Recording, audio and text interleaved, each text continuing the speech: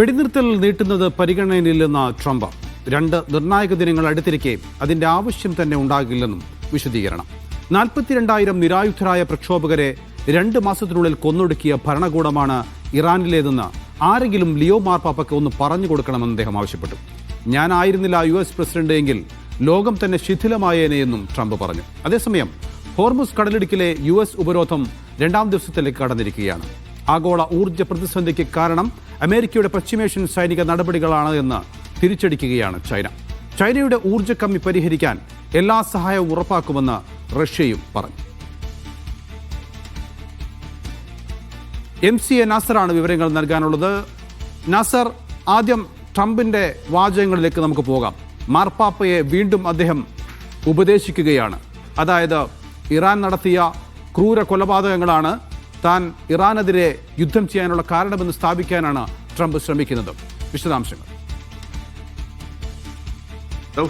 നേരത്തെ തന്നെ ലിയോ മാർപ്പാപ്പയ്ക്കെതിരെ അതിശക്തമായിട്ടുള്ള വിമർശനം ട്രംപ് ഉന്നയിച്ചിരുന്നു. അദ്ദേഹം നടത്തിയിരിക്കുന്ന രാഷ്ട്രീയമായിട്ടുള്ള നീക്കങ്ങൾ ലെഫ്റ്റ് റാഡിക്കലുകളോട് സാമ്യപ്പെട്ടുകൊണ്ട് അവരോട് ചേർന്നുകൊണ്ടുള്ള ഒരു സമീപനമാണ് ലിയോ മാർപ്പാപ്പ സ്വീകരിക്കുന്നത്.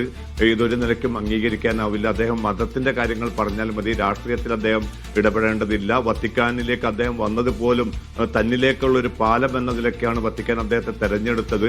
അതല്ലായിരുന്നെങ്കിൽ അദ്ദേഹം വത്തിക്കാനിലെ ഈ ഒരു മാർപ്പാപ്പയുടെ പദവിയിലേക്ക് വരുമായിരുന്നില്ല എന്നതുൾപ്പെടെ വളരെ അധിക്ഷേപിച്ചുകൊണ്ടുള്ള പരാമർശങ്ങളായിരുന്നു ഉണ്ടായിരുന്നത്. പക്ഷേ താൻ ട്രംപ് ഭരണകൂടത്തെ പേടിക്കുന്നില്ല എന്നും സത്യം വളരെ ശക്തമായി തന്നെ തുറന്നു പറഞ്ഞ് ഇനിയും മുന്നോട്ട് പോകുമെന്ന് കൂടി ലിയോ മാർപ്പാപ്പ പ്രതികരിക്കുകയും ചെയ്തു. അതിന് പിന്നാലെയാണ് ഇപ്പോൾ വീണ്ടും തന്റെ സമൂഹ മാധ്യമ പോസ്റ്റിലൂടെ ട്രംപ് കൂടുതൽ നിശ്ചിതമായിട്ടുള്ള ചില പരാമർശങ്ങൾ നടത്തിയിരിക്കുന്നത്. അതിൽ ഏറ്റവും പ്രധാനപ്പെട്ടത് ഇറാൻ യുദ്ധത്തിനെതിരായിരുന്നു ലിയോ മാർപ്പാപ്പയുടെ പരാമർശങ്ങൾ. ആ ഒരു സാധ്യത മുൻനിർത്തിക്കൊണ്ട്, അല്ലെങ്കിൽ അത്തരമൊരു അവസരം മുന്നിൽ നിർത്തിക്കൊണ്ടാണ് ഇപ്പോൾ ട്രംപ് പറയുന്നത് 2 മാസത്തിനുള്ളിൽ 42,000 പേരെ നിരായുധരായിട്ടുള്ള മനുഷ്യരെ കൊന്നൊടുക്കിയ ഒരു ഭരണകൂടമാണത്. അതുകൊണ്ട് തന്നെ ആ യുദ്ധം എല്ലാ അർത്ഥത്തിലും ന്യായീകരിക്കപ്പെടേണ്ടതായിരുന്നു.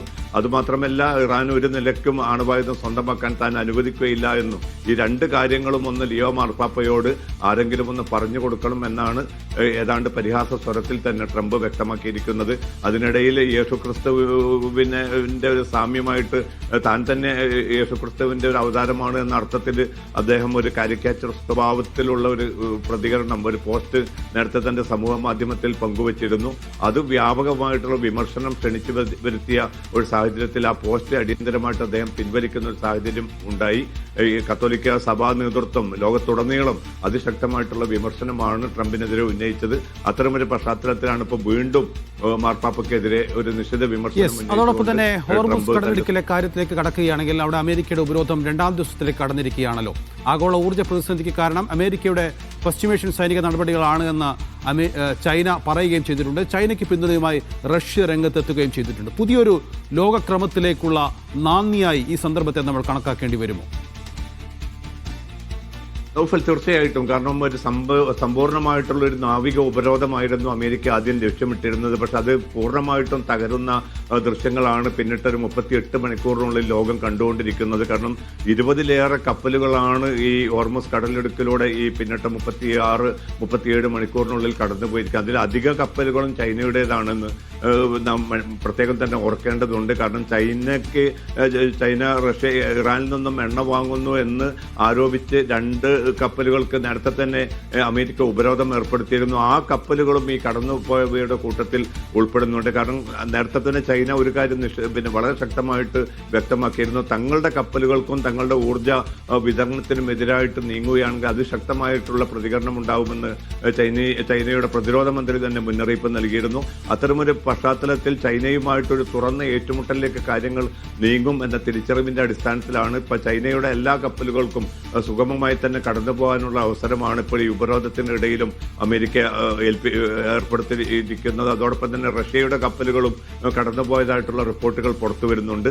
പക്ഷേ ഇറാൻ തുറമുഖത്തേക്കും തിരിച്ചുമുള്ള കപ്പലുകളെ മാത്രമാണ് തൽക്കാലം തങ്ങൾ ലക്ഷ്യമിടുന്നത്. ആ കപ്പലുകളെയും ആക്രമിക്കുക എന്നത് തങ്ങളുടെ ലക്ഷ്യമല്ല എന്ന് കൂടി അമേരിക്ക വ്യക്തമാക്കുന്നുണ്ട്. അപ്പോൾ എന്താണ് ലക്ഷ്യം എന്ന് ചോദിച്ചാൽ ചോദിച്ചാൽ കൃത്യമായിട്ടുള്ള ഒരു ഉത്തരം അമേരിക്കയുടെ ഭാഗത്തുനിന്നില്ല. തൽക്കാലം ഒരു സമ്മർദ്ദ തന്ത്രം പ്രയോഗിക്കുക, അതോടൊപ്പം തന്നെ ഇസ്ലാമാബാദിൽ നടക്കാൻ പോകുന്ന ഈ രണ്ടാം വട്ട ഇറാൻ അമേരിക്ക ചർച്ചയ്ക്കുള്ള അവസരമൊരുക്കുന്നതിന്റെ ഭാഗമായിട്ടാണ് തങ്ങൾ സംയമനം നാസർ, ആ ചർച്ചയുടെ സാധ്യത പാലിക്കുന്നത്. ഇനി എത്രത്തോളമാണ്?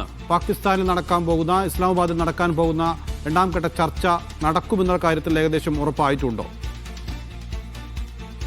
അമേരിക്കൻ പ്രസിഡന്റ് ഏറ്റവും അവസാനം നൽകിയിരിക്കുന്ന പ്രതികരണ പ്രകാരം അടുത്ത 2 ദിവസങ്ങൾ വളരെ നിർണായകമായിരിക്കും. എന്തായാലും ഒരു ചർച്ചയിലേക്കും ഒരു കരാറിലേക്കുമാണ് കാര്യങ്ങൾ നീങ്ങുന്നത്.